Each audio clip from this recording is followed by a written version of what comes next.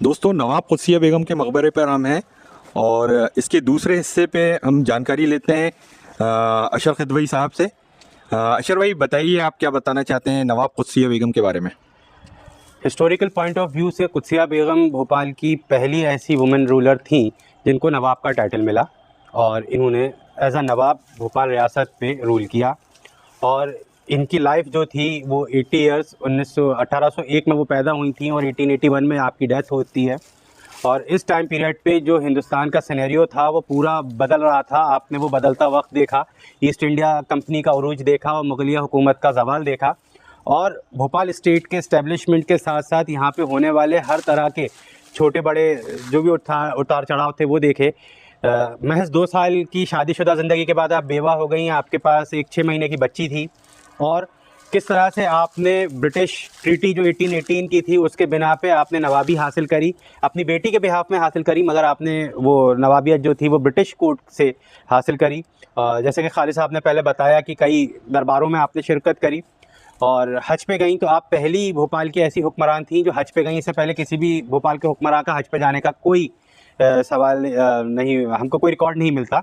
इसके साथ साथ जैसे कि बताया तो रेलवे लाइन के बारे में बताया कि भोपाल रेलवे जब शाहजहां बेगम के टाइम पे प्रपोज की गई तो उसके लिए आपने 15 लाख रुपए अपने पर्सनल अकाउंट से दिए और वो जो पैसे आए थे वो ऐशबाग से जामुन बेच के आए थे। ऐशबाग जो था वो जामुनों का बाग था और रेलवे के लिए अपने बाग की काफ़ी बड़ी ज़मीन भी आपने डोनेट करी। इसके साथ साथ आपके लिए ये कहा जाता है कि आप भोपाल के अंदर उस वक्त तक खाना नहीं खाती जब तक आपको ये ना पता चल जाए कि भोपाल में सबने खाना खा लिया है। एक वाक़या बहुत मशहूर है कि वो एक दिन रात को गश्त पे निकली तो कुछ लड़कियां अकेली जा रही थी, तो उन्होंने उनसे बोला कि तुमको डर नहीं लगता अकेले घूमते हुए? तो लड़कियों ने जवाब दिया, जब हमारी बिया अकेले घूम सकती हैं तो हम कैसे नहीं घूम सकते।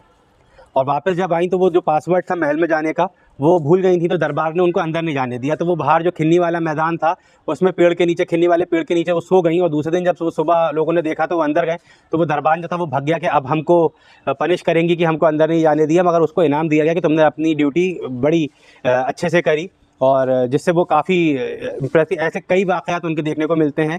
एक इम्पॉर्टेंट चीज़ और कि इनके टाइम पीरियड के अंदर भोपाल के अंदर शराब पीना और जुआ खेलना पूरी तरह से बैन कर दिया गया था, क्योंकि उन्होंने अपने वालिद और अपने हस्बैंड को इस चीज़ में देखा था, जिसके बाद से उन्होंने भोपाल के अंदर जुआ खेलना और शराब पीने पर पूरी पाबंदी लगा दी थी।